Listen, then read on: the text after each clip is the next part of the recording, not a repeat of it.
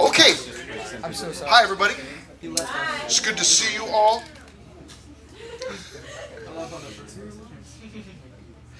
Good to see all of you. Obviously, everybody knows that we were gone last week. We were in Managua, Nicaragua, and had a great time. And you're going to hear about the trip tonight, okay? And you're going to get to see some photos, and we got a video for you, recap video at the end of it. But here's the deal: we had 11 students on the team, plus 3 of us leaders. Obviously, we've only got 6 stools up here. So what I'll do is I'll ask, I don't know if the entire team's here because I just got here. I've been here at the church, but I just had some stuff going on. But what we'll do is this. We'll just start with, you know what, let's do this. How many of you are here from the Nicaragua team? Just raise your hand. Let me count real quick. 1, 2, 3, 4, 5, 6, 7, 8. 8 of you. 9. Tegan also 10. He's in the bathroom. So I'll tell you what. Let's do 5 at a time. Let's do 5 at a time. So let's just have 5 of you come on up. Grab a stool. 5 of you come on up. Grab a stool. Yeah, here they come. All right. Yeah. Woo. Come on up. Grab a stool. There you go. Very good. Okay. And while we're doing this, I'm going to go ahead and ask Leanna if you could go ahead and get that. We got a picture slideshow, and these are pictures. This is everybody's pictures, not just mine, but everybody from the team sent me pictures, and so that's the place that we stayed. So we'll kind of explain some of these things along the way, maybe. That's all right. He can stay. You can stay. That's all right. Go ahead. You can stay. He said nothing. You broke the rules, but not a big deal, you know. Okay. Hey, so here's what happened. We left for Nicaragua a couple Sundays ago. Sunday night, late night, jump on a plane. Well, took off to LAX, got on a plane, flew to Miami, stayed in Miami for like 5 ever, and then we were there. From there, we flew to Managua. And we jumped off the plane, got settled Monday night. Tuesday was like go time. I mean, it was just going. We were coming in hot the entire time. And so these students are going to tell you a little bit about that. Okay, so I'm gonna hand the mic. I'm gonna ask them some questions. In fact, what I want you to do is I want you to introduce yourself. Tell everybody your first name, and then then after that we'll go with some questions. The first question will be for you. What was the most exciting thing about the trip? The most exciting thing about the trip, okay? That's what we'll start with, all right? So we're going to start over on this side. Introduce yourself, and then tell us what the most exciting thing about the trip was. Yo, what's up? I'm Nathan. Probably the demo. Destroying stuff, you know? Taking it down. Walls just getting obliterated. Okay. It's dope, yeah. Okay, all right. And so you're going to see some pictures. You're going to see video. You're going to see video at the end. So they'll be talking about things like the demo, and you're like, what are you even talking about? But don't worry. In the video, I got a little bit of everything. So you'll see what they're talking about. But who do we have next? Okay, my name is Alex, and the most exciting thing about the trip was probably getting ready to go. Like, there was so much excitement building up. And then Ruby Ranch. It was super exciting to be able to play with the kids. Okay.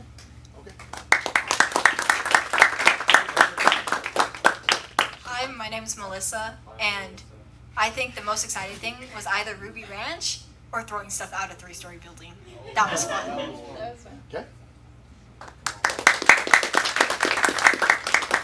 Hello, my name is Cassius, and the most exciting part about the trip was either the demo or Ruby Ranch, definitely. Hi, my name is Jada, and the most exciting part about the trip was probably Ruby Ranch or the youth outreach. My name is Tegan, and I'm going to have to agree with Melissa. Throwing stuff out the 3-story building was awesome. Okay. Would you please explain? I don't know where the sound guy is. Is this? Can you get that one working for me? There it is. Could you please explain what Ruby Ranch is? Because few people have mentioned that. What was it? Ruby Ranch was We've got actually Was a it- picture of Ruby Ranch there. it was a place we took the kids to do a 1-day VBS kind of. They had playgrounds and soccer and horseback riding and a giant 300-foot slide, which was really fun. I think who's it owned by? It's owned by the Busby family. The ones It is where the the Busbys, place that yeah. we stayed at. They also own this. Yeah. So yeah, just a huge open area for Yeah. all kinds of for the kids to have all kinds of fun. To spend the day learning about the Lord. Which is really cool. Okay, would you do me a favor? You've introduced yourself, and then we'll just work our way back this way. So we asked him what was the most exciting thing about the trip, and would you tell us what the most challenging thing was about the trip for you? Probably keeping myself consistent, not only spiritually but with my physical ability, because I was losing sleep and it was hot and sweaty constantly, and we worked all day for pretty much the whole week. So trying to keep myself consistent in everything was the biggest challenge. Okay, thank you. I'm gonna hand that over to the young lady sitting next to Jada. Jada, what was the most challenging part for you for the week? Probably the heat, and because it was super humid, it was very. We were sweating and stuff while working, Okay. and there weren't any fans or AC, so yeah. Yeah, just cement dust to breathe in. Yeah. Yeah. So, okay. I'm going to hand that over to the young man next to you. You saw a picture already. I walked in one night. He was in the next little attached little bunkhouse. I walked because I'd go check, make sure everybody's where they're supposed to be, and I opened the door. I was really tired. Okay. I watched him for a long second. Is he dead? Did he pass out? What's going on here? And then I actually have some video of him just, he's like, and I was like, are you alive? Barely, It's like, what are you doing? He's just asleep there in the middle of the dirty clothes. Yeah, this is not nice. So, Cassius, what was the most challenging part of the week for you? I would just say exhaustion. Barely getting any sleep. Oh, really? Yeah. And then just I kept just getting really tired, and then my brain would just die, and I just couldn't focus on anything I was doing. And yeah, that was probably the hardest part. Okay, all right. Hand that over to Melissa there. Melissa, same thing. What was the most challenging part of the week for you? The most challenging was accepting help, because something bad happened, and all of a sudden I couldn't do anything, and I needed a lot of help, and it killed me inside, because almost already gonna die, and then that killed me, and then accepting help. So, do you want to share with them what happened? So I get panic attacks, and I get them when I overwork myself. And so I went to a volcano, and I climbed up, and I couldn't breathe, and it was high up, and so I went running back down, and all of a sudden my legs started shaking, really badly. Caught a video, so nobody would, say I was over-exaggerating. And all of a sudden I couldn't breathe, and I just had a really bad panic attack, and I couldn't stand, I couldn't breathe, I couldn't feel my legs, I didn't feel my arms, and I almost passed out. But Miss Haley, she helped me, and but for the rest of the day, I couldn't do anything, and Tegan actually literally had to give me piggyback rides because I couldn't walk on my own.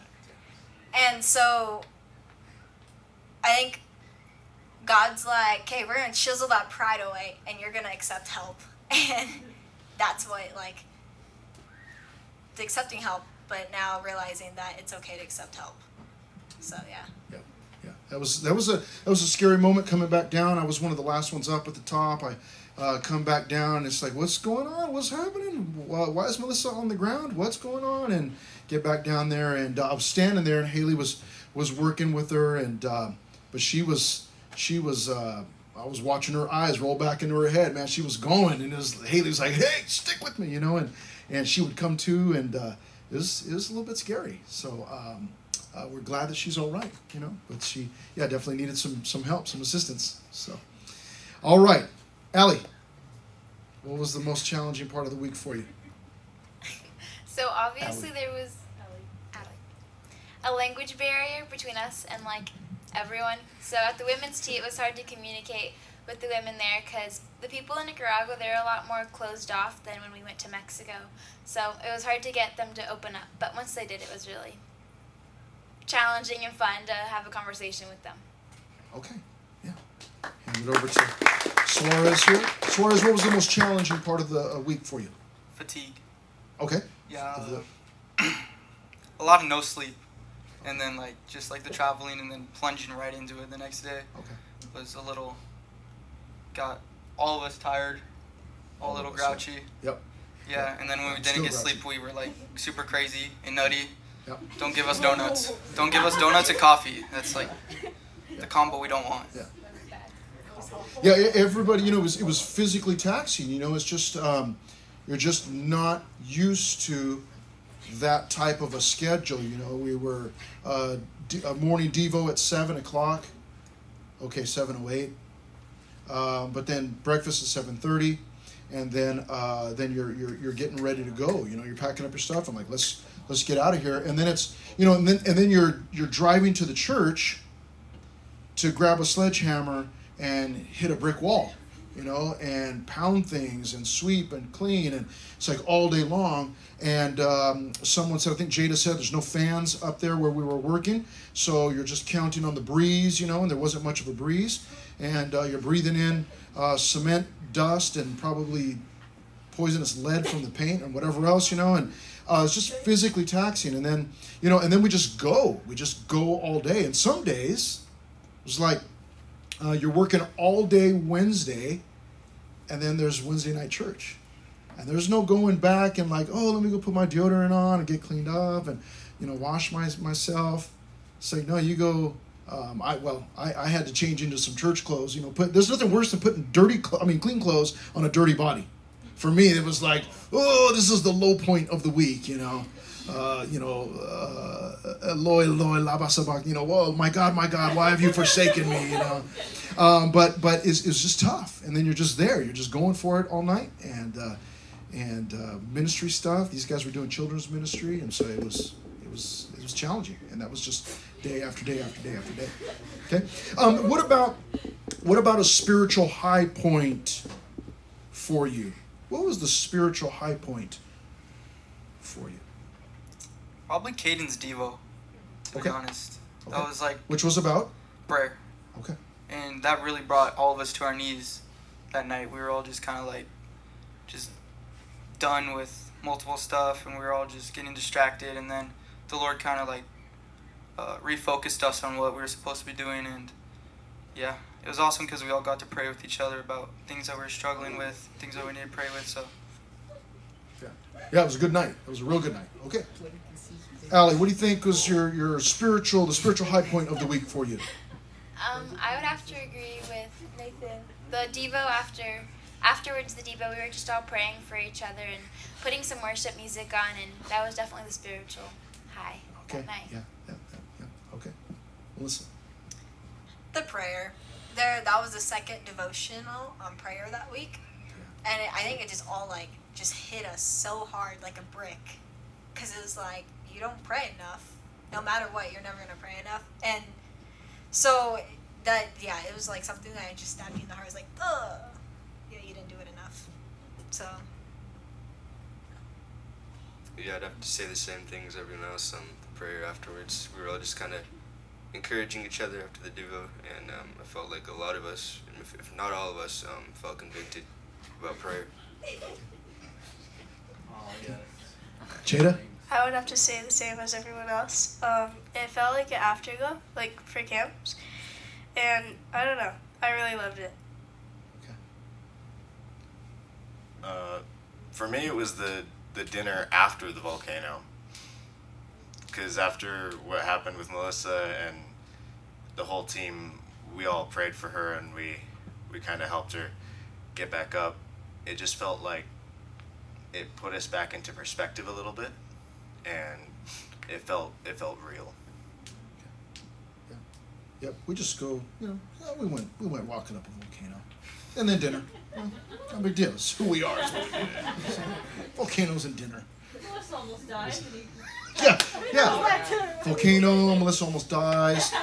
We brought her back to life, dinner. It's like, brought her back to life, and then, okay, who's ready for dinner? Let's go. Come on. Let's go eat. I'm about to get back. Like, we're just going Other than she had to be carried inside the dinner place too, so that was quite a day. So, was there anything that obviously we everybody I think mentioned? Well, most of you mentioned the night of prayer. I mean, that was the second Devo. That was the second Devo that we had on prayer. It was the second Devo we had on prayer, so it became real obvious. Like, okay, I'm not the brightest crayon in the box, but this is the second Devo we've had on prayer. I think God might be trying to tell us something, and we all agreed that I think God's trying to tell us, man. We don't, He's bringing us all the way down to Nicaragua and speaking to us, trying to talk to us and get our attention, and we're not talking back to him. We're not even communicating with him, and so that just hit like a ton of bricks. It was good. It was a good moment, good time. So, but what I was going to say was there anything that you felt other than that night or that topic of prayer? Was there anything you felt like God was just speaking to your heart or saying something to you throughout the week and saying, hey, this is something that you need to think about or anything like that?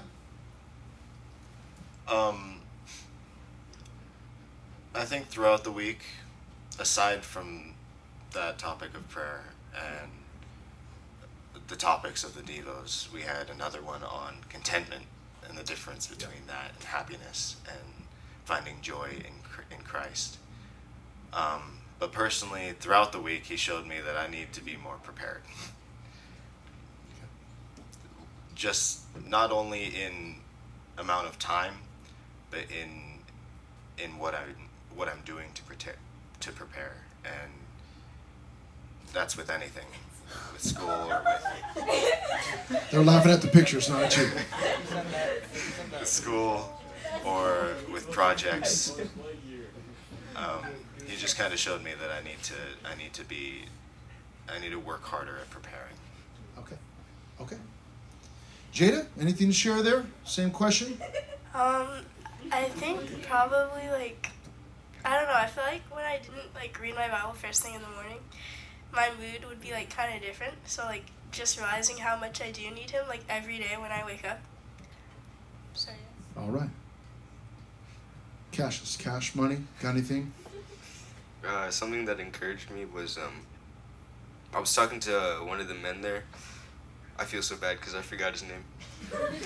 But yeah, we were just talking because I couldn't understand Spanish and he didn't speak that much English.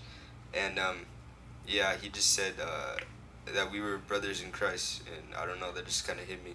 Like someone that I've never met before and only met for a few minutes, and he was happy.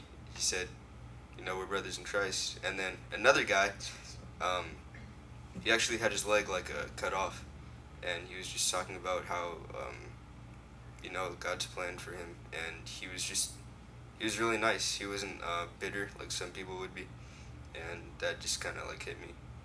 Okay. All right. Well, listen, anything that you felt like God was kind of impressing on your heart this week or that week? Like I said, trusting and accepting help, because it was a hard thing for me because I don't accept help. And just trusting God, but then trusting everybody around me, because everybody, Pastor Mike didn't even meet us, and he trusted us to help rebuild, Yeah. help us demo or have us help demo like the entire third floor. So just seeing how that even like they didn't even meet us and they just trusted us. So, Okay. Yeah.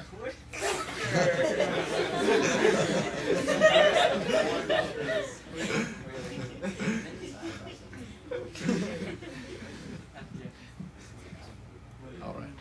Okay. So for me, it would have to be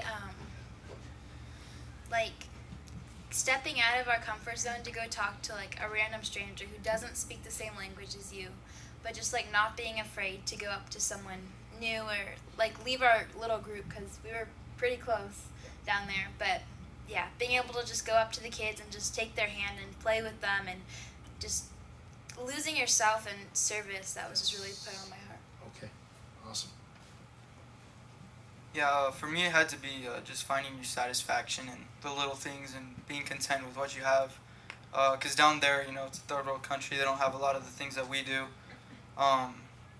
And just being able to see like the joy on their faces, like they were just joyful even though times were rough out there and they had so little. Like just being able to, you know, see like the junior hires down there and when you like they win the raffle and get a soccer ball, just all the joy and like immediately seeing them after just like playing with like this big group of kids, just enjoying it. It really just kind of broke my heart because a lot of times we can put so much emphasis on things that we don't have or things that we so-called like need to have like status or things, people's opinions. We take them so much. So it was really just eye-opening to see like you don't need a lot to find complete joy in the Lord. Okay. Awesome. Awesome lesson. Okay. Last question. Why do you think some of your fellow students should go on a trip like this? It is eye-opening. You know, a lot of times the Lord can open your eyes in so many ways as He did with us. You connect with the team down there. Like we're like super tight now. We're super close. I could go with anything to them, and they'll keep me in prayer. And yeah, like the Lord, if He takes you to another country, He's not taking you out there just to like take you. He's gonna speak to you about so many different things, and He's gonna do works in you while you're down there. Awesome. Okay. Allie. I would say that the way that it changes you, because you'll never come back the same after you go to another country like that. And I know like a lot of people say that like, oh, you have to go, like you won't come back the same. But it's really just a whole different experience how God uses you down there. And like Nathan was saying, if He takes you down there, He's going to use you in big ways. So, yeah. Melissa. I think you should go because whatever happens down there, like through it, God will teach you something through devotion, through kids, through adults, through a near life ending experience, through anything. God's gonna teach you, and you're gonna learn from it, and you'll carry it with you for the rest of your life. So yeah. Cassius.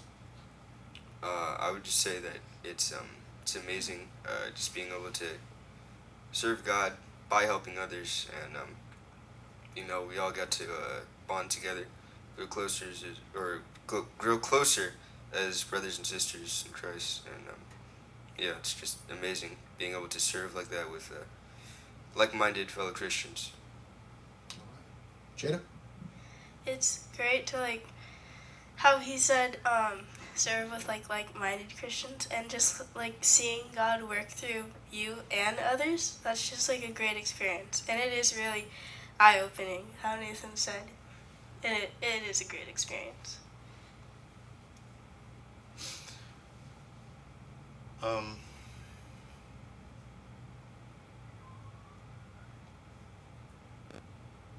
There's nothing special about serving in another country.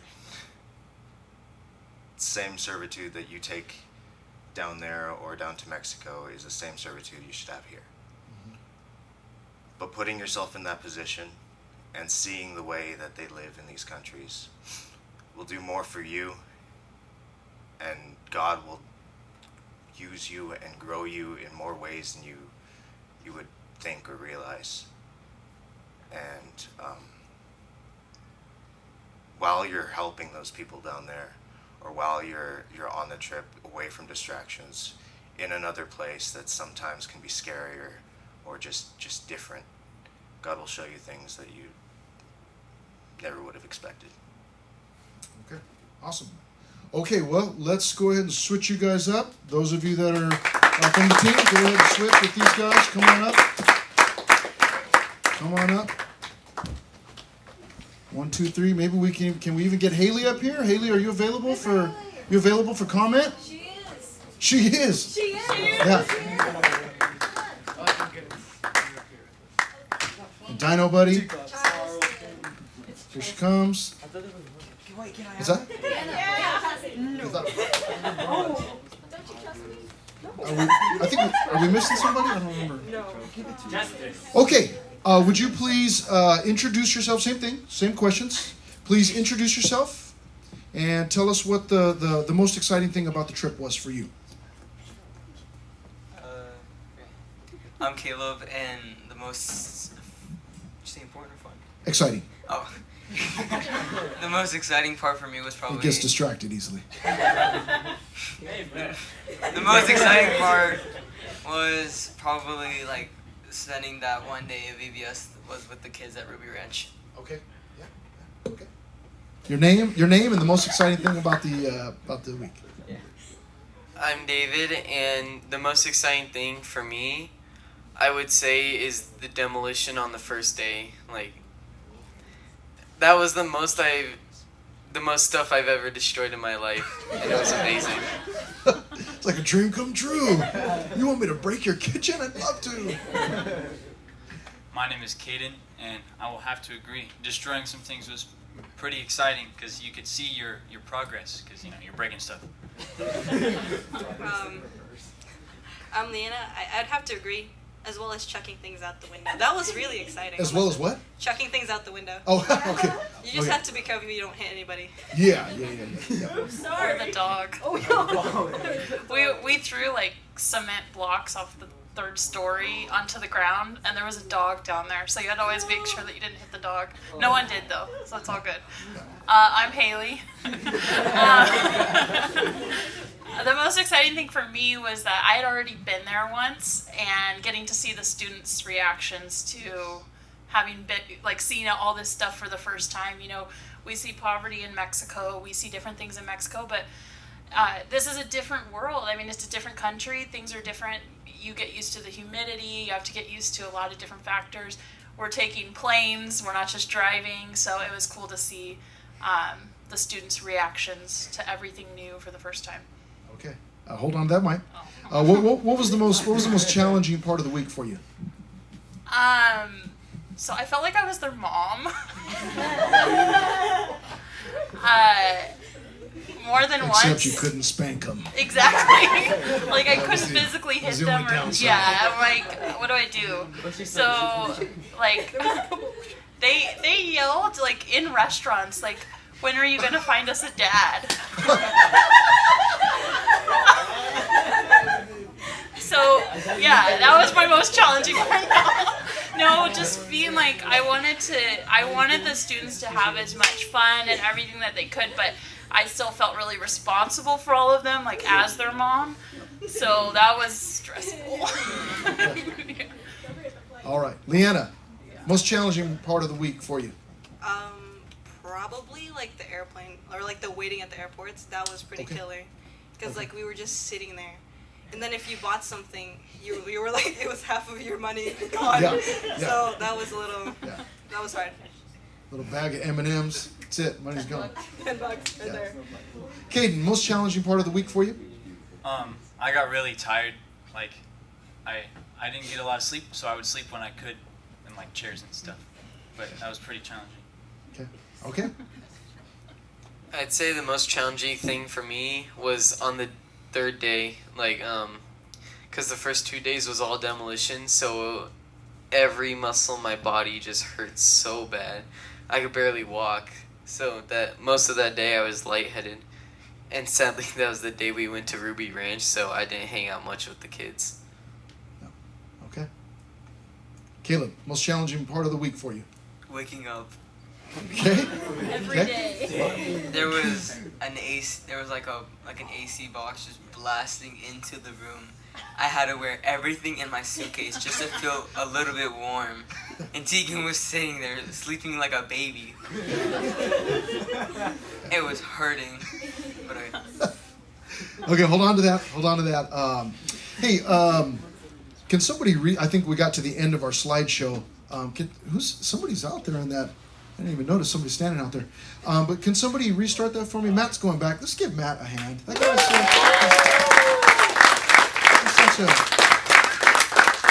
all right. Where was it? Most challenging part. What was the spiritual highlight of the week for you? Spiritually speaking, what was the highlight for you?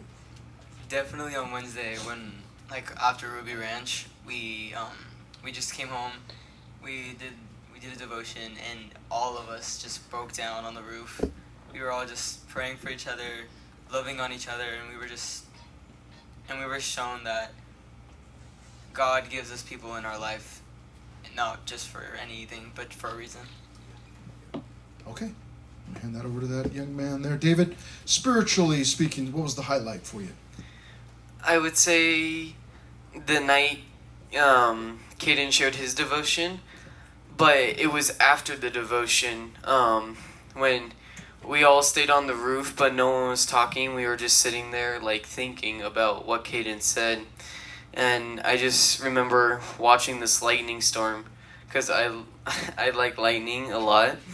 But the reason is because I don't know. I just think of God whenever I see lightning, just His power and, like, what He can do and what He made. But yeah. Okay, awesome. Caden, that message, man. I know. That's It's a like default answer, but I would say the same, but not for the same reason. Like, I wrote that devotion like because I needed it, but seeing that everybody else needed it too, that was like I saw that God was using me for everybody else, and that was Isn't that crazy? Yeah. Why would He do that? Yeah, I don't know. Leanna, spiritually speaking, what was the highlight for you? Honestly, I thought that was Saturday, so I lost kind of what day that happened what on. day is it? What are we doing? I would have to say it was actually Thursday. It was Thursday. Thursday night. Yeah. Wednesday, Thursday, whatever. Yeah. So Thursday night, that was, I think everything kind of hit me like a truck, like reality. Okay. Reality-wise, because like, it was like a reminder like how much I needed God, because there's just so much going on that sometimes I forget that my life is for Him. It's not for my own. Yes. So that night was really amazing. Okay. Haley, spiritual highlight of the week for you.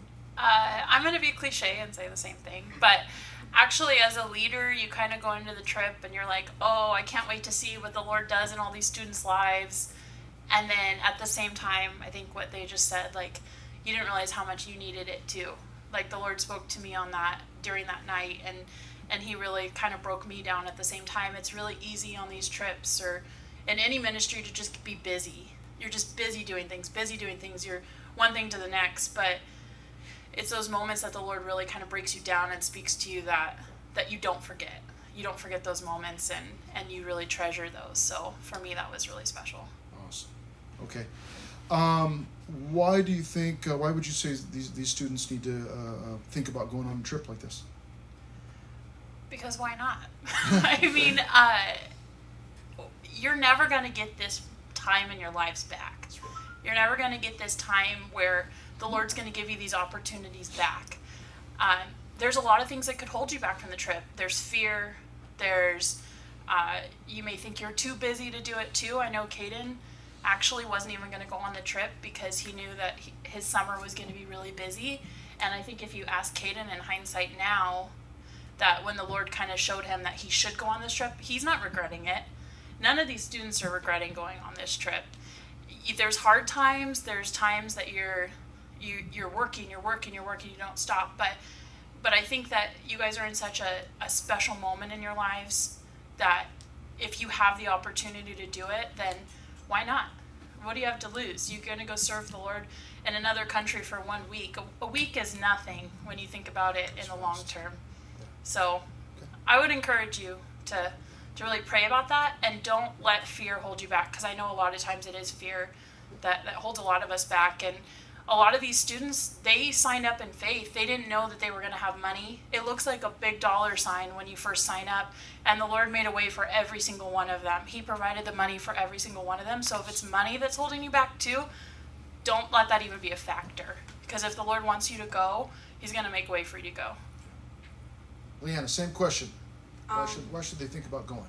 Honestly, it's like really like you wouldn't think that you're going to a different country could like dramatically change your life so much, but like the closeness that I've gotten with all of the team members that went, it's actually insane how much I opened up, because I'm not the type of person to just open up to other people like that. So it was amazing, because there's like a relationship that you build with not only your team members but with the people there. Like, I know nothing. Spanish classes not even there anymore. So talking to them, even the kids, it was just fun hanging out with them, giving them piggyback rides. Like, Jada was showing them just gymnastic moves, and it looked painful every time. It was amazing, because there's just some moments where you're just broken down and God just rebuilds you back up. So, yeah. Caden? Well, I feel like it gives you a purpose. Like, realistically, I wasn't going to go because I was like, man, I don't have any time. I'm busy the whole summer. But, like, I obviously was just going to sit home and do nothing. Like, there's absolutely no excuses. If you feel even an ounce of wanting to go, you should. And it's because we get so comfortable at home, and, like, you're like, oh, we don't have to do anything. We're getting comfortable. We don't have to go out. We don't have to, spread God's love anywhere. We don't have to do anything. But you're like physically going out of your way just so that you could be selfless and give up your body, your energy, your time, not only for others but for God. So it gives you good purpose. Awesome. Okay. David? I would just say you should go, because one, it's a lot of fun just hanging out with everyone and like just working.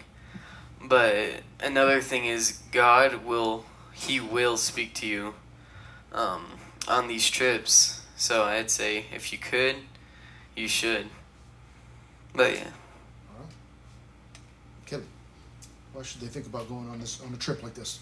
Well, a lot of I wasn't gonna go because I was like, it's not really that important to me. Maybe God can use me somewhere else. And then a friend told me, just go.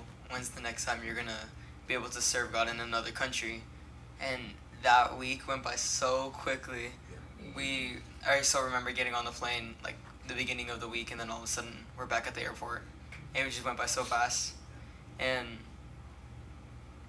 just the way that God used me to go, like, to play with the kids, and that just talking to them, and they were like, oh, then they still remembered from the last time just the adults went. I don't know if it cut off. And they were happy to see us. And then what kind of like broke my heart was when they were telling me to stay. They were like, stay, you're not going to leave. You're going to live here. You're going to be here with us. And that kind of just like broke my heart. Okay. Maybe that was prophetic, man. Maybe God's going to move it back, speaking through the mouth of babes. Caleb's moving back, Nicaraguan. Yeah. Woo! Okay, Caden also? Oh, I don't know. Together. Together? What kind of trip is this? And then we have this picture up here, flowers on the back. All right. Okay, well, thank you very much for coming up. I'll go ahead and take that from you. Yeah, let's give it up for these guys. There are each of these team members. I mean, there's between all these team members, there's probably thousands of stories. Maybe I say thousands, but there's hundreds probably. And so I would encourage you to talk to them, ask them questions about the trip. What was that picture all about? Or, what was it like sleeping, in the middle of all of your dirty clothes and, on the floor and whatever. Ask them some questions, and because there's so much more that went on. And we had a great time. For me, the highlight of the week was watching everybody just serve. They were just losing themselves in service. And that's why I do this, is to go down. I see myself as a facilitator. Like, I'll get you there. I'm going to do my best to train you, teach you what to do. We'll get there. I'll point the direction and go. You want to serve? Go. You want to lose yourself in service? Go. Here's what you're going to do. And so I saw that all week long. You'll see it right now in the video. Just, again, swinging hammers and working and Bible studies, and just the whole thing was, everybody on the team was responsible for doing one devotion. So we had a morning devotion, evening devotion, and it was just really, really fun watching everybody serve. So what a privilege it was for me. Okay, let's see. Do we need to turn the lights down, or we're okay, huh? That's me and the guy playing the guitar from the restaurant. The guy was super cool. But let's go ahead and get the video going and let's get some sound. Yeah.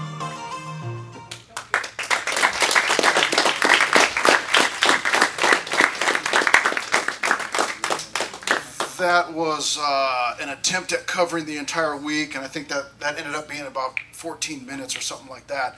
But that was a fraction of all that went on. There's lots more video I had to cut out and get rid of, and pictures and all of that stuff.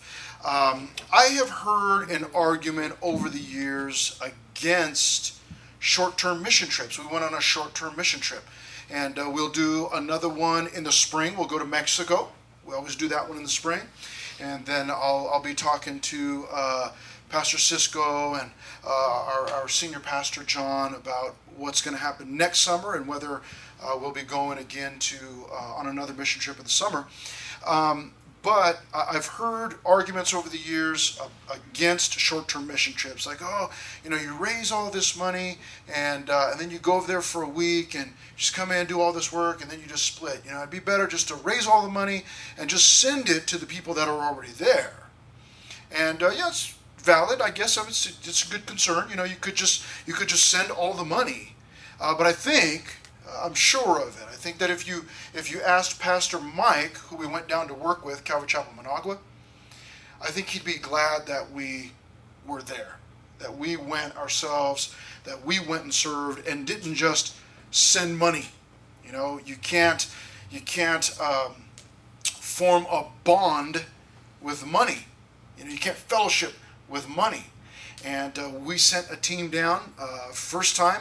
I don't know if I don't think Revival's ever sent a youth team, a high school team, on a trip like this. We've done Mexico before, obviously, so this is the first time. But I think that Pastor Mike would say that he was glad that we were actually there and didn't just send a bundle of money, here you go, we love you, bye, but went down there to partner with him. He loved that. So what a privilege. We're going to pray right now, and let's just go ahead and pray. Father, thank you so much.